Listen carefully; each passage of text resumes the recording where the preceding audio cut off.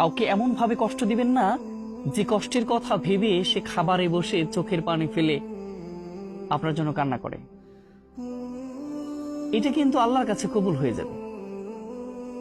খাবারে খেতে বসেও যারা ফুপিয়ে ফুপিয়ে আপনার কষ্টের কথাগুলো ভেবে কান্না করে, চোখের পানি দিয়ে তার খাবারটা ভিজে ফেলে, এদের দোয়া অবশ্যই কবুল হয়ে যায়, এর অভিশাপগুলো অবশ্যই কবুল হয়ে যায়।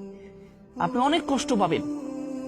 আপনি মনে করছেন যে একজন মানুষকে কষ্ট দেওয়ার পরে আমি সুখে আছি, অনেক সুখ পোষণ করছি, কিন্তু আদৌ কি তাই? কখনোই সম্ভব নয়। এজন্য আপনি একজন মানুষকে কষ্ট দিচ্ছেন, ঠিক আছে, কষ্ট অতটুকু দেন যতটুকু দিলে আপনি তার সমপরিমাণ কষ্ট নেওয়ার জন্য প্রস্তুত থাকবেন।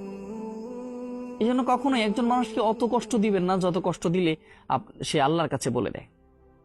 আর আল্লাহর কাছে বলে দিলেই কিন্তু একজন অভিশপ্ত ব্যক্তির, একজন কষ্ট পাওয়া ব্যক্তির, একজন ঠকে যাওয়া ব্যক্তির প্রত্যেকটা শ্বাসগুলো আল্লাহর কাছে চলে যায় এবং আল্লাহ বুঝতে চায়, বুঝতে পারে। একজন কষ্ট পাওয়া ব্যক্তি যদি অধীর একটা শ্বাস নেয়, গভীর একটা শ্বাস নেয়, এটা কিন্তু আল্লাহর কাছে শ্বাসগুলো অভিশাপ হয়ে দাঁড়ায় এবং আল্লাহর কাছে বলে দেয়।